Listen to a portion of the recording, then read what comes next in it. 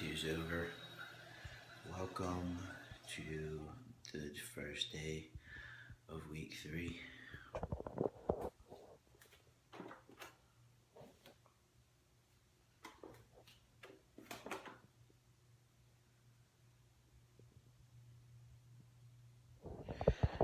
Zero weight change, alright? Zero weight change. Let me put on a pair of pants real quick. Set you right here. So, this is exactly why you should use the scale as a tool, and only a tool, okay? Because if you physically look different in the mirror, then maybe you did lose weight. Alright? Don't just always go off of what the scale says. Alright? So check this out.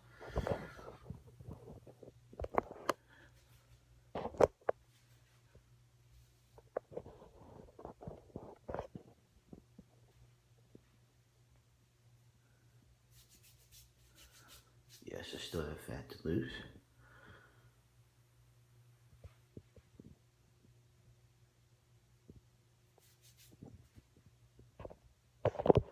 But I didn't even have abs the first week or the second week.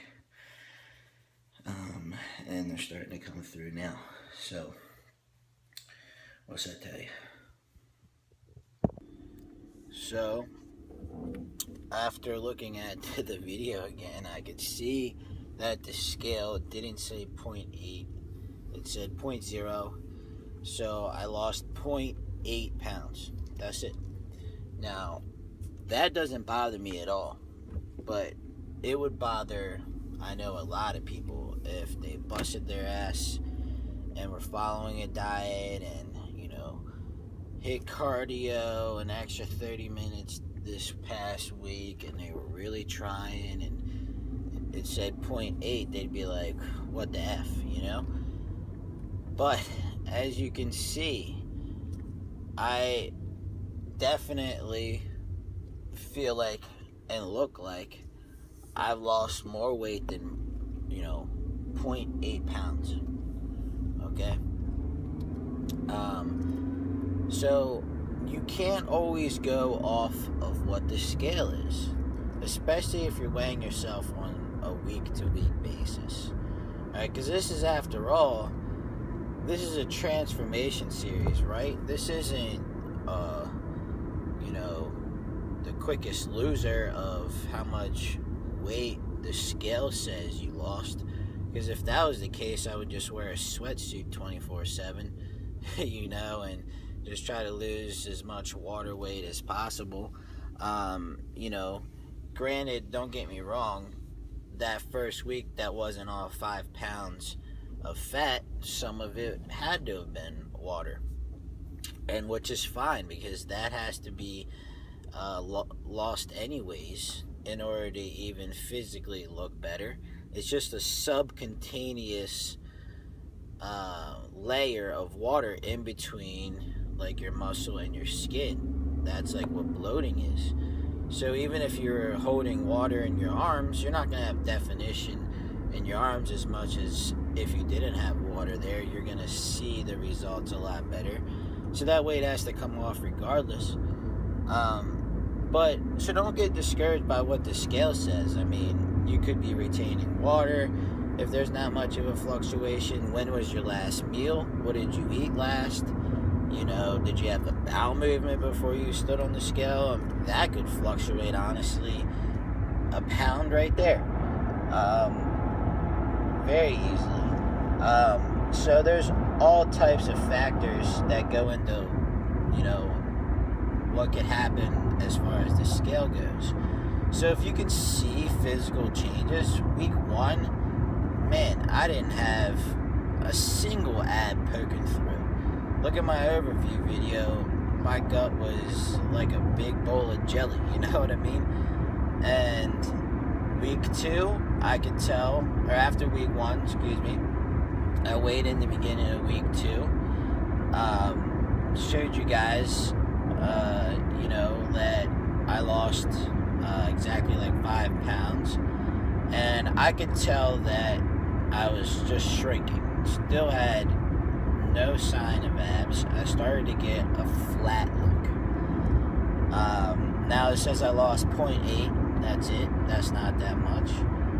But my abs are starting to actually pop through. You can physically see them. So what's that tell you? You know, don't be discouraged by the scale. All right? Because a lot of times it's physically what you see. You can see physical results. And again, that's what this is about anyways. You know, did you put on muscle at the same time as losing fat? That's very possible. It's very possible. Especially if you're a beginner. That's extremely possible. So, you know, don't worry about it. You know, this is just the guidelines. If it told me that I gained 2 pounds, then I know something's definitely up. You know what I mean? I would try to figure out where that came from. I would dissect the week before. What type of food was I eating? Was I really doing 65% of my max heart rate? Or was I kind of BSing on my cardio? Were my workouts intense enough? Have I been drinking enough water? I would start dissecting that if I saw a gain like that. So it is a good tool, but don't be discouraged by it. That's my whole point. And I just basically proved why. 0.8 pounds is hardly anything. But yet, the results that you can physically see say otherwise.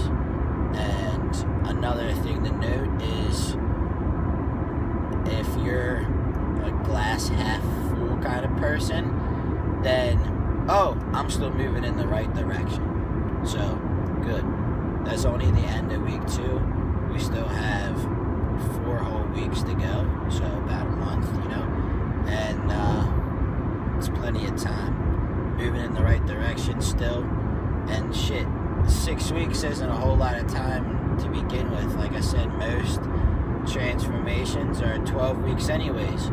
So if you get kick-ass results during the 6 weeks, well, guess what? You're really only halfway through an average transformation. So keep kicking ass. You know, that's the way I see it.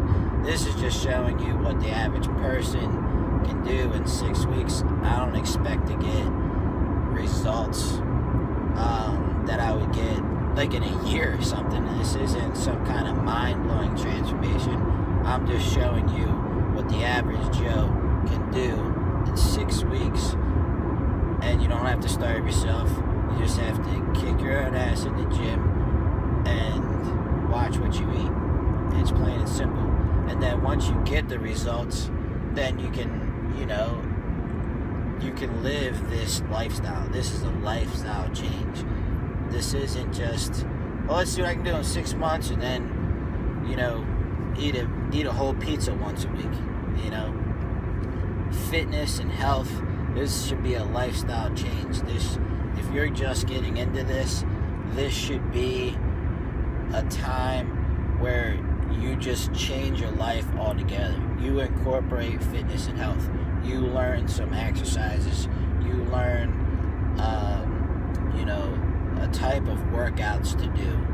You learn that, oh, I don't even have to count my macros to get results. And I'm not saying that you could get better results if you did count your macros. But a lot of people don't want to do that. And I'm not doing that right now. And I would if I was competing. You're damn right I would. I would want to monitor exactly how many grams of protein, fat, and carbs that I had. Okay? But I'm showing you that's not the whole point of this.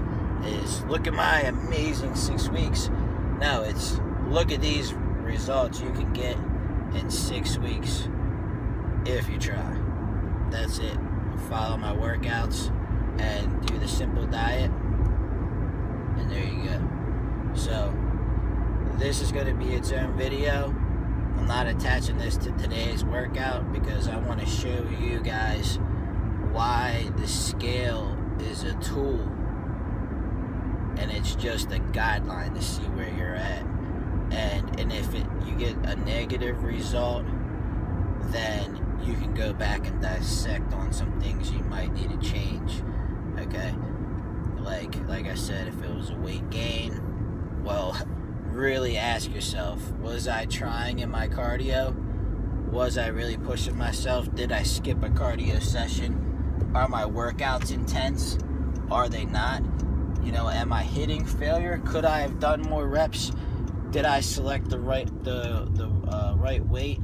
You know, was I going to the extreme? You know, all that stuff. How many times did I cheat on my diet this week? You know, oh man, I guess I can't do that. You know, it is a good tool, but don't be discouraged. That's it. All right. Catch you later. That's a shout out. Colin Baumhager. If you don't know who he is, look him up. He's the man. Peace.